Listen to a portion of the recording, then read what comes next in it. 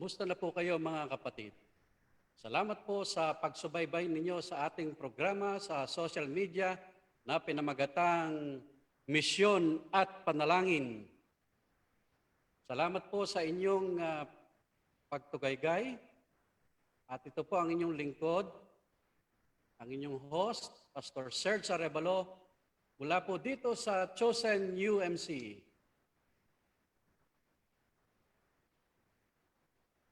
Mangyari lang po sanang i-share o kung nasa YouTube po kayo ay mangyari pong mag-subscribe kayo sa channel natin, Hope Bringer.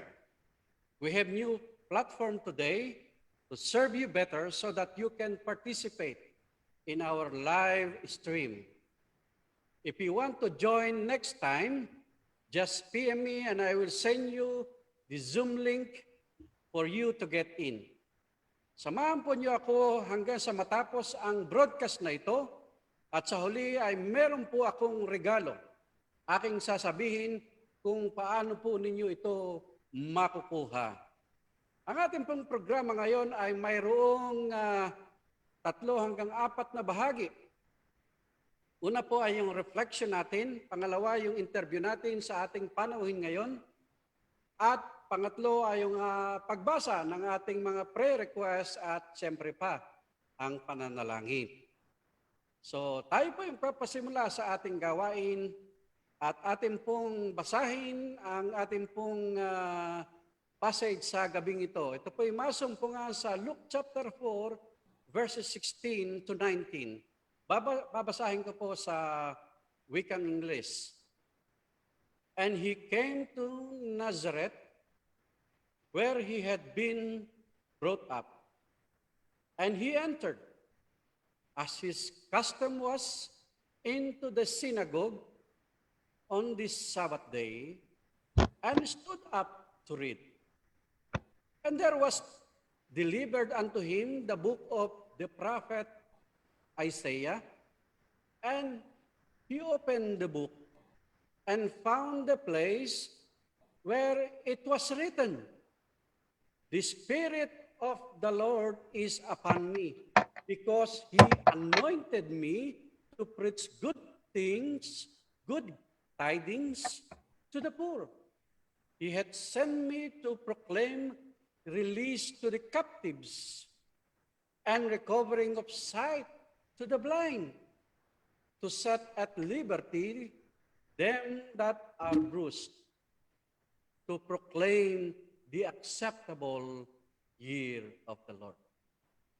Naway paunawa po sa atin ng Panginoon ang napagandang passage na ito na binasa ng ating Panginoong Kristo. Mga minamahal na mga kapatid, lahat po tayo ay mayroong misyon ngayon bilang mga Kristiyano. At ang misyon na ito ay nakabase sa misyon ng ating Panginoon. Di ba? Kaya tayo po ngayon ay nananampalataya, tayo po ngayon ay humahayo sapagkat merong iniwanan sa ating dilin, iniwanan sa ating misyon ng ating Panginoon. At yung binanggit natin kanina, binasa ng ating Panginoon sa Kristo, kailangan po nating ituloy ito. Hindi naman kinakailangan po na tayo pastor o diakonisa o kaya naman ay mag-aral sa Bible school o sa seminaryo. Kailangan lang po na magbasa tayo ng Biblia at magtalaga sa ating Panginoon. Maaari pong ating talento ay sa pangaral mangaral po tayo. Maaaring ang talento po natin ay sa pag-awit. Umawit po tayo para sa Panginoon. Maaari pong tayo ay pinagkalooban ng maraming pagpapala ng Panginoon. Ibahagi po natin upang ang iba ay makahayo at makapagmisyon sa ating mga kapatid sa labas ng ating simbahan, for example, o kaya ay sa ibang bansa. Marami po tayong mga misyonero na wala pong suporta. At kung gusto po ninyo ay tumulong po tayo sa kanila. Mga minamahal na mga kapatid, merong ilang mga roles o kaya naman ay misyon na ginawa ng Panginoon at pinagpapatuloy naman natin. Babasahin po natin ang mga ito. At ang sabi dito, ah, He anointed me to preach good tidings to the poor. So, hindi lang po tayo mangangaral, kundi pwede nating tulungan yung mga mahihirap. Halimbawa, kailangan nila ng pagkain. Ito pong nakaraang mga buwan ay marami tayong mga kapatid, mga simbahan na lumabas upang tumulong sa iba at maghandog kung anong kanilang kakayanan. Ika nga nagbigay sila ng mga relief goods. Ano? At meron din naman iba na nanalangin. Okay din po yan. Ano?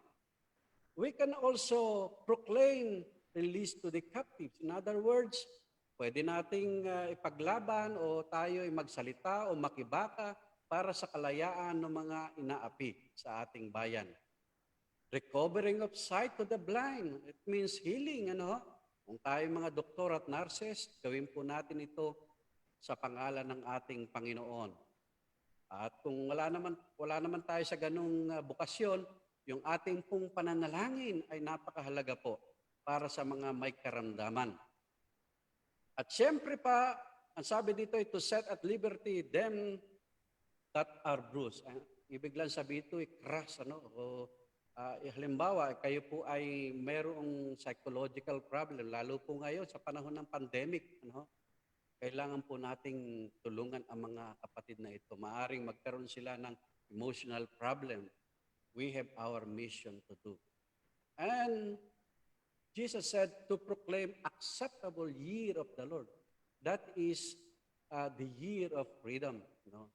At kinakailangan po patuloy po ang ating paglilingkod upang sa ganon dumating ang pagkakataon na marami ang tatanggap sa Panginoon bilang Panginoon at tagapagligtas.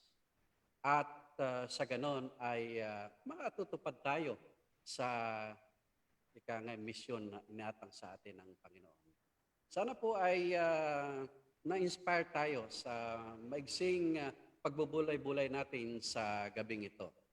Ngayon naman po ay pagkakalob ko po sa inyo ang ating panahon ngayon. Siya po ay si Reverend Ador Tolentino, newly elected National Prior of the Order of St. Luke dito po sa Pilipinas. So tayo po ay tutungo ngayon upang atin po siyang interviewin.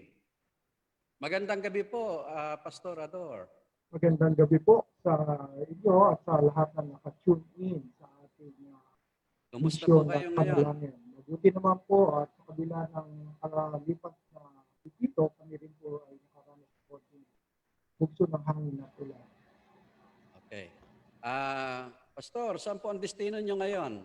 Ako po ay nakadestino ngayon dito sa Tarlac United Methodist Church, associate pastor ng Tarlac. Okay. Pastor Ador, bakit nagusto mong pumasok sa OSL? Ano ang naging dahilan mo? Isa po namin pastor dito sa Central Tarlac District o dito sa Tarlac Filipino Conference ay nagkaroon ng isang guest preacher sa kanyang simbahan sa pangalan si Reverend Noah Panlilio.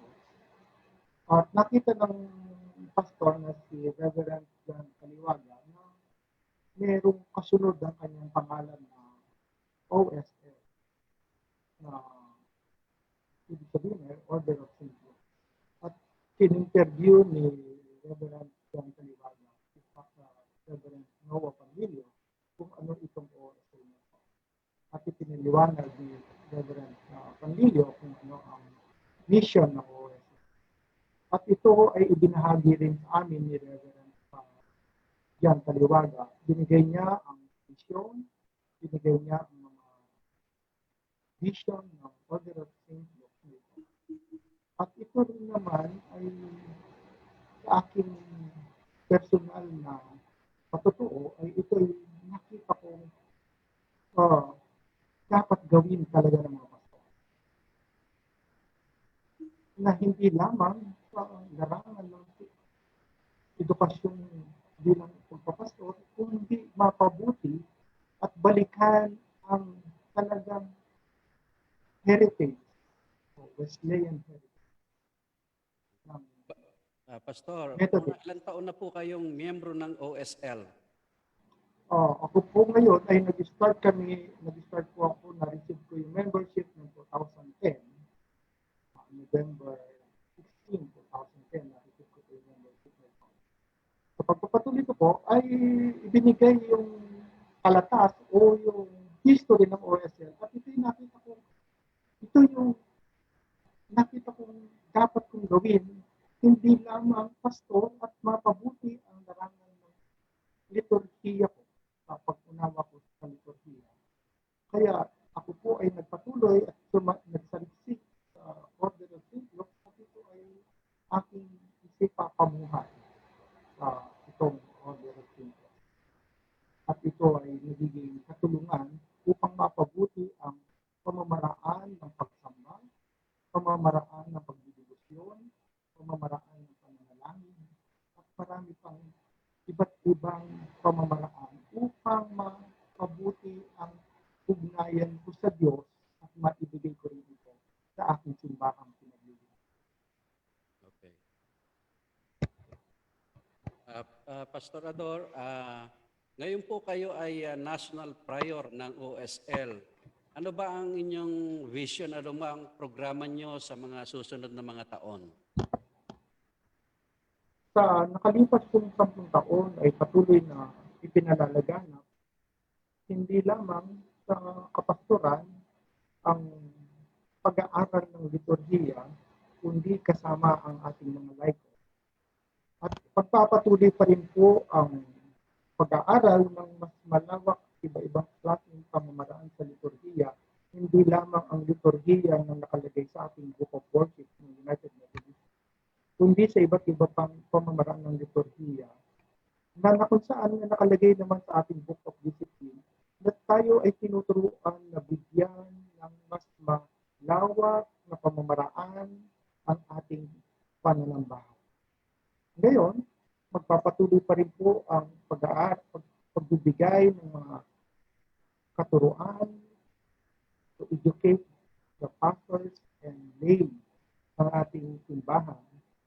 At magpapatuloy po yun. At ngayon po ay nag-uusap kami ng ibang mga officer natin sa National OSL na reviewin ang Book of Ritual ng ating simbahan na kung saan ay matagal na itong pabayaan ng Board of Discipleship natin ng ating PCC na kung saan maraming pastor, sabi man po dito sa Tarlac, ay maraming pastor ang hindi nakakaalam kung ano yung Book of Ritual natin. Ang number 1 po doon ay lalo tigit yung sa pamamaraan na merong kami po nga i-encounter na kami ay kabagin sa pananalangin sa mga malapit ng bantal. Ang tingin po ng iba nating kapastoran ay ito ay ritual ng Roman Catholic. So kung saan meron tayo, pero hindi ito nabibigyan ng pansin at kung paano ito i-execute, gagawin sa panahon na ang pamilya ay nagdadalamhati sa hospital. Kaya nga, ito po yung isang ipopropose ko na reviewin, ayusin, upang maging mas kaaya-aya sa pananaw at kaalaman ng mga pastor. Pangalawa po doon, yung pong ipagpatuloy ang daily office na tinatawag ng Order of St. Luke, na kung saan ay mailagay ito sa Facebook at iimbitahin lahat ng mga miyembro kung ano ang tinatawag na pananalangin. Marami pong paraan ang ating tinuro ang pananalangin, subalit nagkakaroon ng negligence o kapabayaan o walang interest ang bawat metodista. Ako po ay patuloy kong naalala ang isang patotoo ni Bishop Toquero nung siya po ang aming obispo pa kasama niyo pa po kami sa Manila Episcopal Area. Ang patotoo ni Bishop Toquero nung siyang bata sa bandang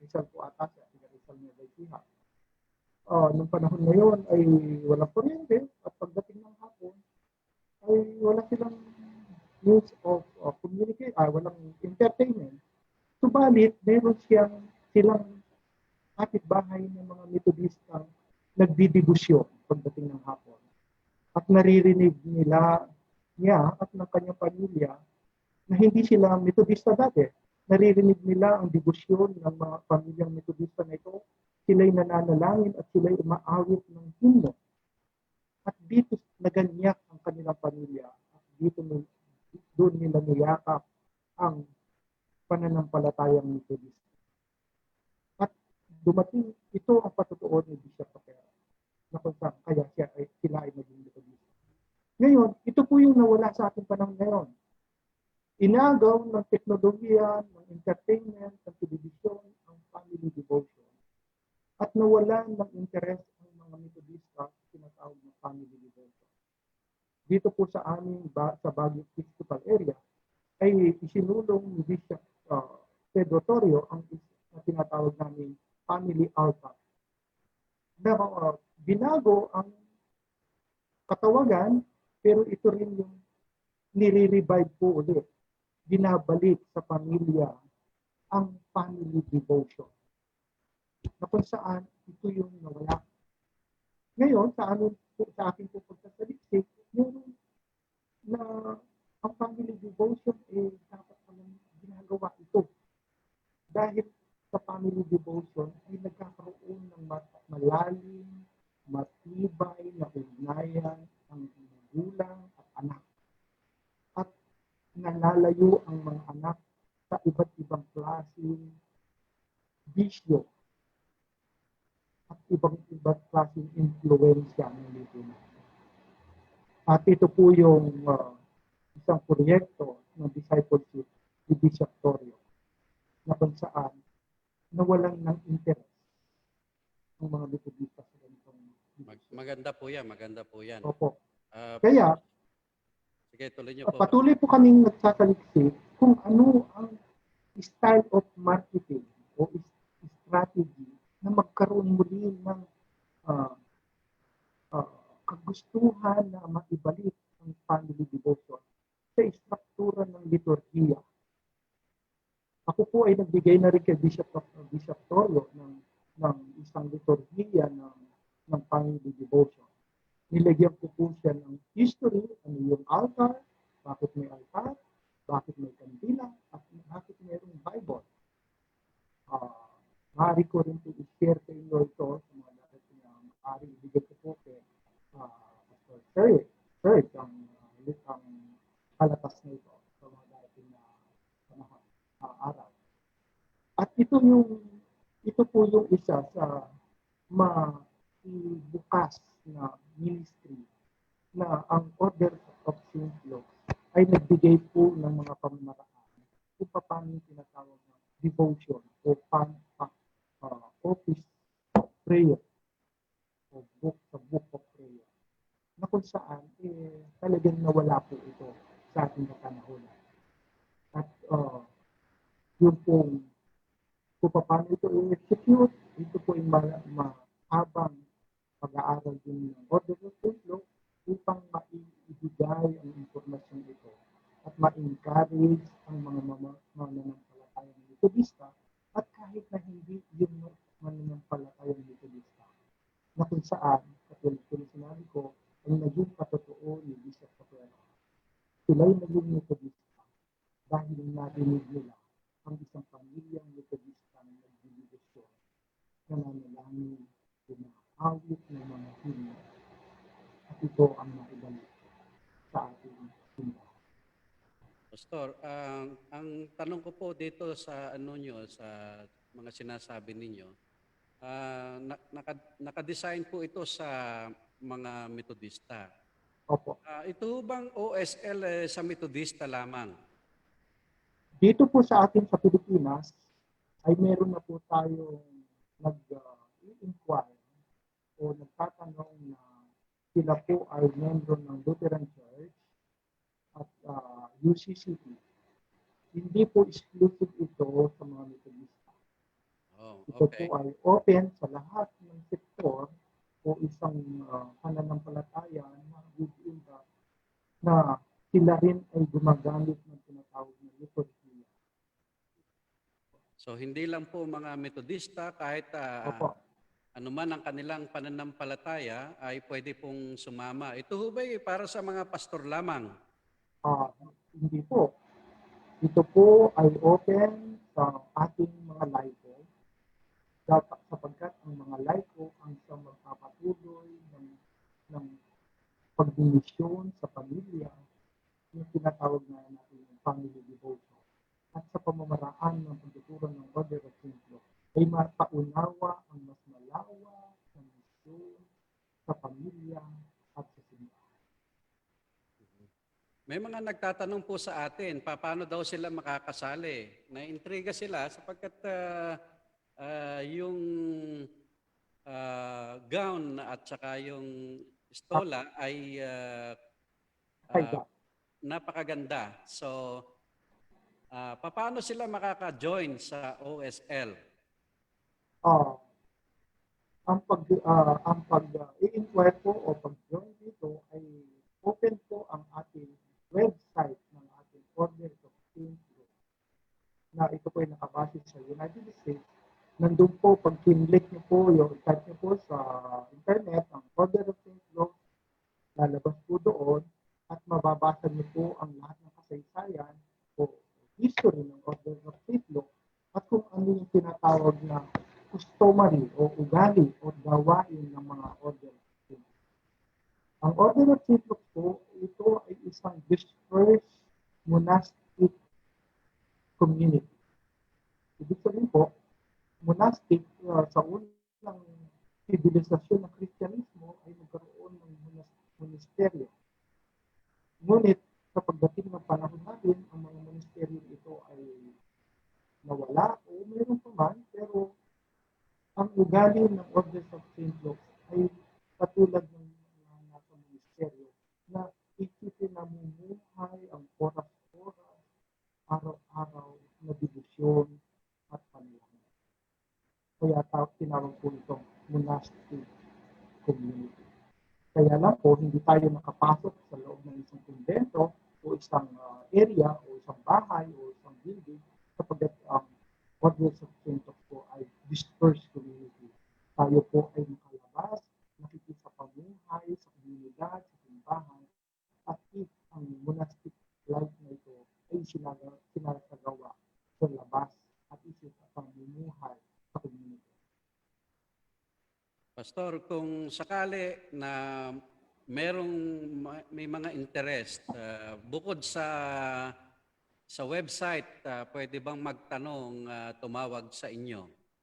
Opo, ang pwede ko pong ibigay ang aming Facebook at personal na pagtawag sa cellphone at isa pa rin pong proyekto ay makagawa ng Facebook page at marami pong nagsasuggest upang lahat ng nagkakaroon ng interest at mag-inquire, nagtatanong kung ano ba itong Order of St. Luke ay patuloy silang ma-mentor o matulungan upang sila ay magkaroon ng malalim at malawak na pagkaunawa kung ano ang misyon ng Order of St. Luke dito sa Pilipinas. Right. Maraming pong salamat, Pastor. Meron pa ho ba kayong mga huling remarks? Ako po ay nagpapasalamat sa pag-imbita ni Pastor Serge sa akin upang maipaliwanag sa maikling oras ang misyon ng Order of St. Luke na kung saan ang Order of St. Luke ay meron siyang anim na binigay na panuntunan upang ano ba ang Order of St. Luke. Ang una po nito ay reaffirm the apostolic hope. Kung saan ipinaliwanag ang successor o pagpapatuloy ng kung paano magdisipulo at ipaliwanag ang pag-asa na ibinigay ng mga apostol Paul hanggang sa ating mga. Pangalawa, we live for the Church of Jesus Christ. Tayo ay patuloy na susunod sa pangunguna ng ating Panginoon. Tatlo, promote the corporate worship of the church. Nandun pa rin po tayo sa pananaw na ang ating simbahan ay bukas sa lahat ng tao. Pang-apat, we magnify the sacrament, na kung saan ang sakramento na sa bilang mga Metodista ay dalawa, ang binyag at ang komunyon. Ang sakramentong ito ay patuloy na pinauunawa at pinalalalim ang pagkaunawa sa sakramentong ito, hindi lamang sa kapastoran, kung hindi sa mga punong laiko at sa mga miyembro ng ating simbahan. Panglima, we seek the sacramental life, na kung saan ang sacramental life nito ay tunay na nakikita sa mga miyembro ng Order of St. Luke at ipakikita at padadama sa mga tao.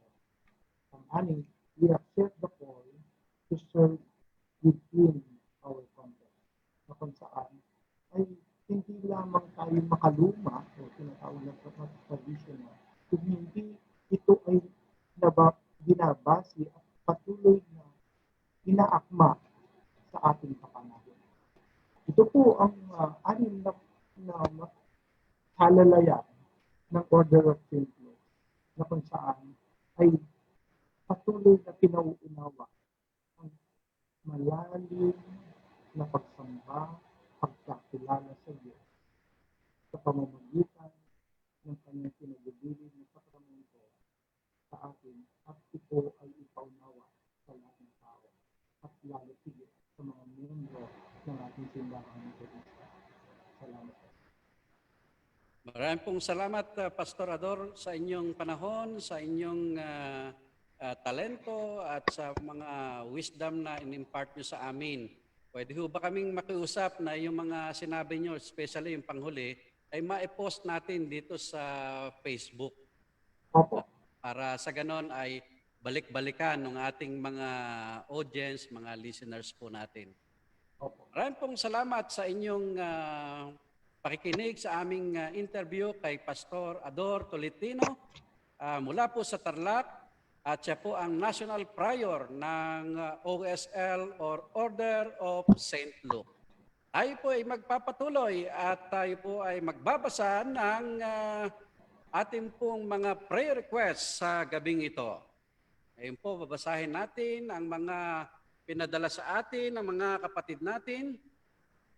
Okay. Oh, meron pong mga may birthday sa araw na ito. Reverend Nelson Castorillo mula po sa San Diego.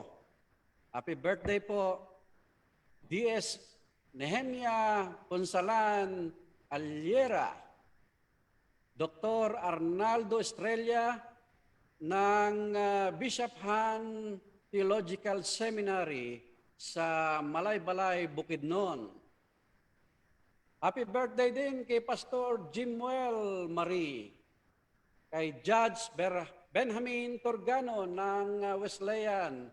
Siya po ang Pangulo ng Wesleyan University. Happy birthday po, sir. Binabati din natin si Sister Fe Constantino na may kaarawan sa 24. Gina Doliente, 24 din siya. Si D.S. Dennis Laguardia ng Bicol. Pare, happy birthday. Kay Ulysses Arevalo, yung aking pinsan sa Cabanatuan, happy birthday sa iyo. Happy birthday din kay Ivy Castañeto. Sa 25 naman sila. Yan, pati si Ulysses 25 eh. Si Madam Christy Fernando. Yan, happy birthday, Madam. Siyang, alam ko, principal ngayon sa Wesleyan. Kay Brother Paul Alexis Tamayo sa 25 din. Happy birthday po. Si Brother Alan Muligan mula sa Los Angeles. Happy birthday po. Kay Brother Andres Talget Happy birthday sa 26 to. Si Caleb Razon sa 26. Yung aking bayaw, si Crispin Villanueva, happy birthday po.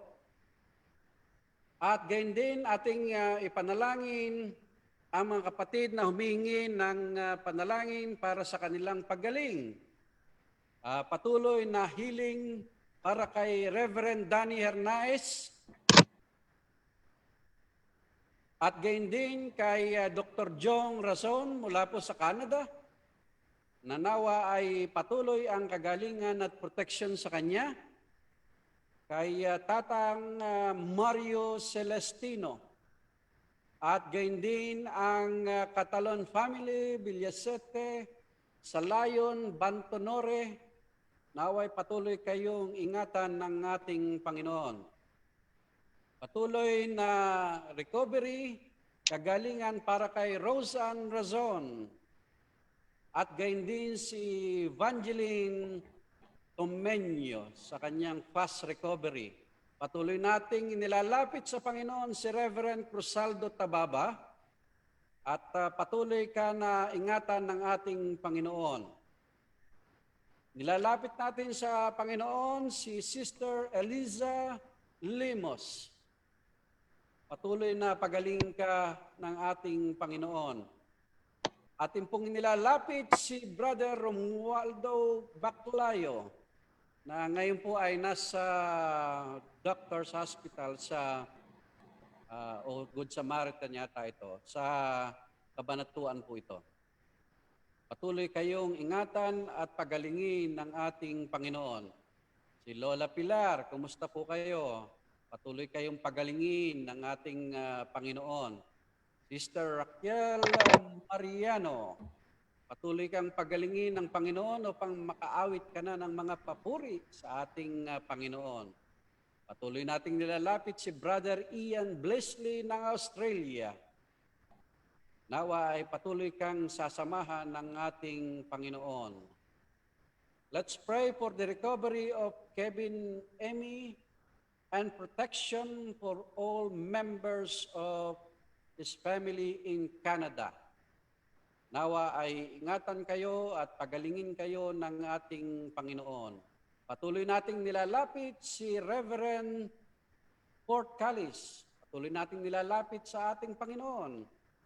Patuloy kang pagalingin ng ating Panginoon. Ang ating kaibigan mula sa California, Vivian Valera, nawa ay patuloy kang pagalingin ng ating Panginoon ay pagkaloob din niya ang iyong mga pangailangan. Lahat po ng mayroong karamdaman at mga matanda dito po sa Chosen UMC, si Tatay Rodi, Tatay Arturo, Tatay Sergio, Lola Nati, Lola Rebecca, at sa lahat pong hindi ko pa mabanggit, naway ang Panginoon ang siyang magpatuloy sa inyo at magpagaling sa bawat isa sa inyo.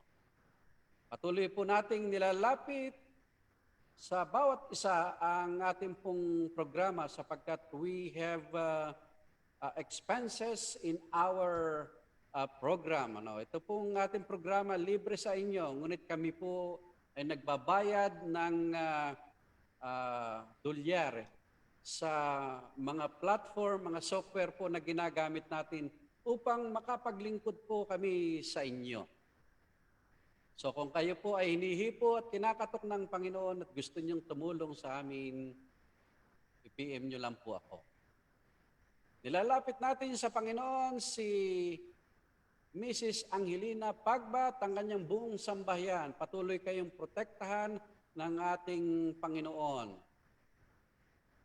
Atin pong patuloy na inilalapit ang lahat ng mga frontliners at nawa po ay ingatan kayo ng ating Panginoon.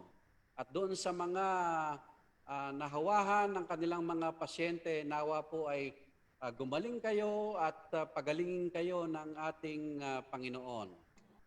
Patuloy po nating ilapit sa Panginoon ang regular University Senate Zoom meetings tuwing Sabado po ito, alas 7 hanggang alas 9 ng gabi. At patuloy nating ilapit sa Panginoon ang ating nakapanayam ngayon, si Reverend Ador Tolentino, sa kanyang ministeryo at sa bagong leadership niya sa OSL. Lapit natin siya sa Panginoon at nawa ay gabayan siya ng banal na Espiritu sa kanyang liderato sa buong Pilipinas. Tayo po ay nagpupuri sa Panginoon sapagkat itong taon na ito, ang Order of St. Luke, Philippine Chapter, ay pang-10 taon na. At yung pong mission nito ay to promote sacraments and liturgical scholarship for the church and its mission. Kaya kung gusto po ninyong magtanong, sumali, kanina po in-interview natin ang ating magiting na pastor, si Reverend Ador, pwede po niyang sagutin anuman po ang inyong katanungan. Patuloy nating nilalapit sa Panginoon si Brother Harry Tamayo. No? Kanina sabi sa group chat, magaling na siya. So purihin ng Panginoon at patuloy siyang pagalingin ng ating Panginoon. Mga announcement po, meron po tayong mga pagsambahay, paglinggo. Wala po tayong pagsamba dito sa sanctuary, pero meron po tayong pagsambahay sa bawat pamilya. Okay? Sa October 25, 9:30 ay sa De Guzman family, alas 2 ng hapon sa Arocena family, 4:30 ng hapon sa mga Rason at Guillermo family. So purihin ang Panginoon sapagkat patuloy ang ating gawain kahit na sa labas ng ating simbahan. Our online worship continues every Sunday, hosted by Chosen UMC. Choose your time starting 4 a.m. since we have online liturgy with my recorded sermons and songs therein. At patuloy po yung ating Zoom Bible study hosted by Chosen UMC. At lahat po inaanyahan. Gimising po kayo ng maaga pag Sabado at magsisimula po tayo ng alas 6 ng umaga. We have regular live stream prayer, vigil, and studies entitled Misyon at Panalangin. Ito po yun.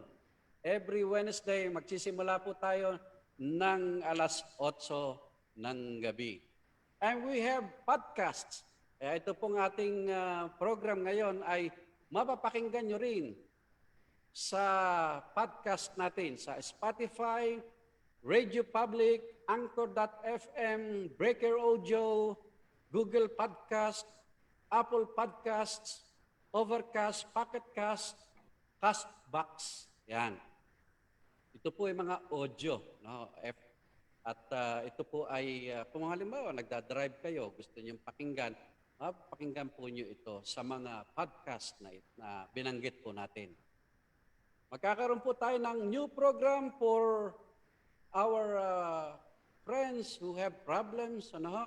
Ang ating pong bagong program na ito ay pinamagatang Your Friend on the Cloud.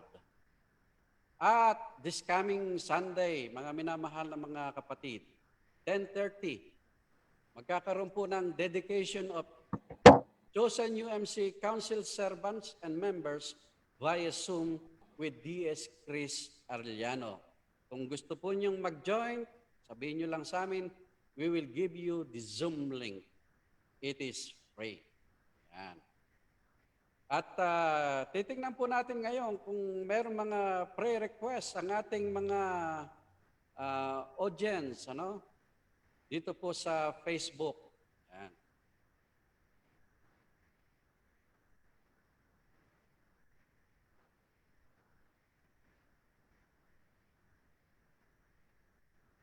Ngayon, kaya medyo nanitay sa panalangin si kapatid na May Macraeg. Yan. Mula kay Romel de la Cruz, D.S. Romel, include Rolando Cabiling,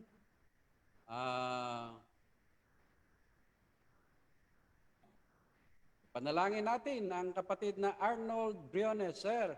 Alam ko, sa ibang bansa ka Hinihilingan ko rin siyang umawit. Mahusay pong umawit yan at tumugtog. Yan. So meron po tayo ditong ilan na sasama sa panalangin. Si May Macraig, yung kanyang mga anak, pamilya, at si Rolando Cabiling. At kung matapos na po ang ating programa at meron po kayong mga prayer request, i-post lang po ninyo. Hindi lang po ako nananalangin para sa inyo. Lahat po ng aking mga kaibigan na prayer warriors, pag nakita po yan, ipinapanalangin po nila. Whether you know it or not. No. So just post it. So tayo po ay magpatuloy sa ating pong pananalangin sa gabing ito. Let us pray. Lord, amin pong nilalapit sa iyo ang mga kapatid naming nagdaraos ngayon ng kanilang mga kaarawan sa linggong ito. Patuloy mo silang pagpalain, iingatan, at ipagkaloob mo po sa kanila, O Diyos, ang kanilang mga pangarap sa buhay. Nilalapit namin ang mga kapatid naming mayroong karamdaman.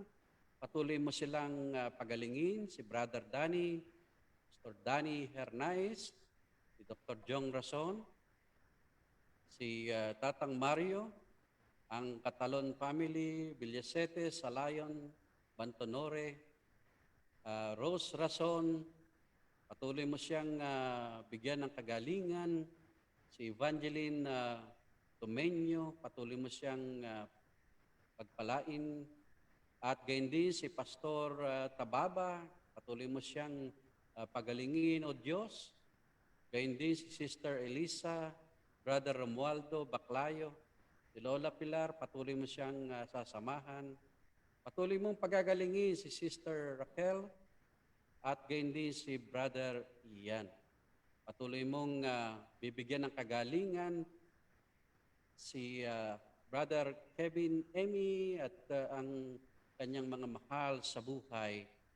Gayon din si Pastor Calis, si Sister Vivian sa California, sa mga kapatid namin na elders, mga may karamdaman sa Chosen UMC, Tatay Rudy, Tatay Arturo, Tatay Sergio, Lola Nati, Lola Rebecca, at sa lahat ng elders namin at lahat ng may karamdaman, O Diyos, alam po namin na Ikaw lamang ang magpapagaling sa bawat isa sa kanila. Nilalapit din namin sa iyo ang pamilya ng Pagba. Patuloy mo silang samahan, O Diyos. Ang mga kapatid namin na frontliners, ingatan po sila, O Diyos.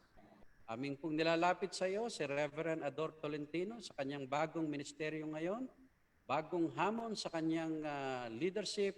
Dalangin po namin, O Diyos, na ingatan po siya, bigyan po siya ng karunungan, at naway magtagumpay siya sa pagsulong ng mga plano niya para sa mga taon na ito. Pagpalain mo po, O Diyos, ang kanyang buong sambahayan at ang kanyang simbahan. Lord, aming nilalapit sa iyo ang Order of St. Luke sa taon na ito ay nagdaraos po ng pang-10 taon. Dalangin po namin na patuloy na magtagumpay ang vision nito at nawa, O Diyos, ay maisakatuparan ang pangitain nito sa taon na ito.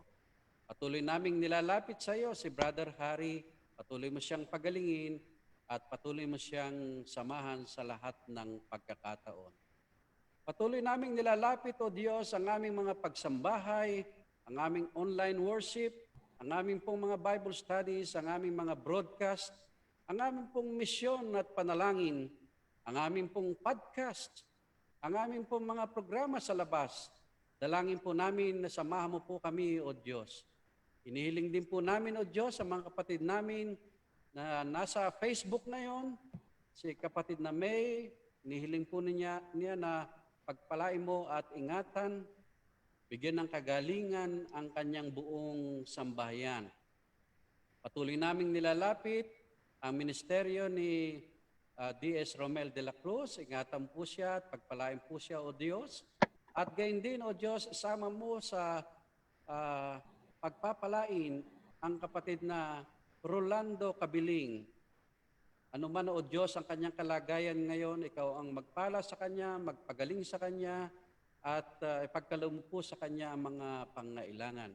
Patuloy naming nilalapit sa iyo si ah, Brother Arnold Briones sa ibang bansa. Patuloy mo siyang iingatan, pagpapalain, O Diyos.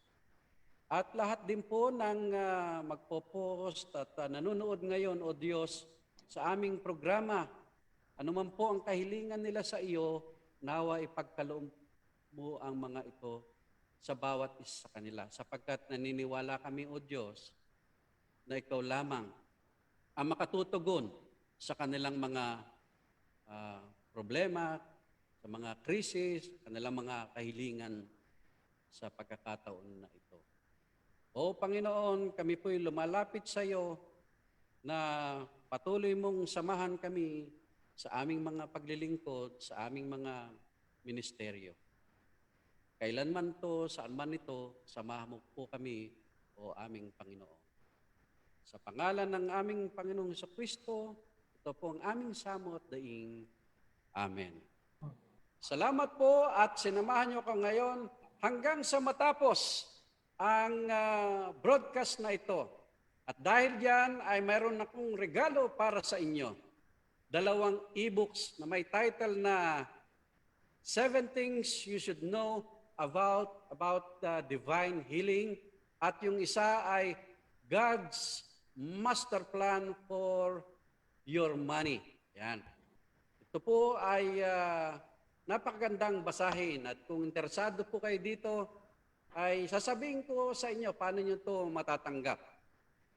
By the way, kung hindi naman yun ang gusto nyo basahin, meron kayong gustong basahin na topic, sabihin nyo lang po sa akin at hahanap po ako ng paraan, baka sakaling makita po natin yung gusto nyong basahin.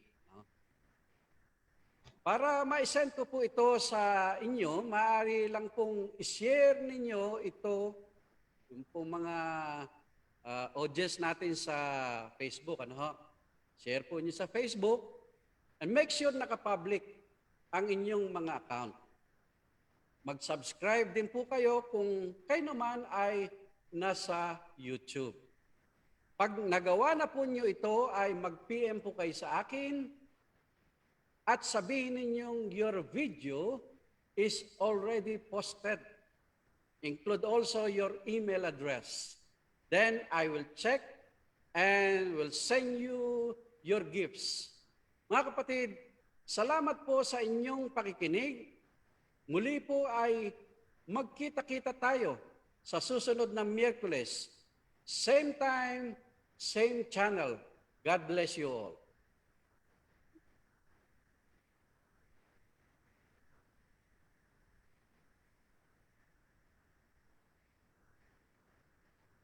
Salamat po, Pastor, sa inyong pagsama sa akin dito sa ating pong programang Misyon at Panalangin.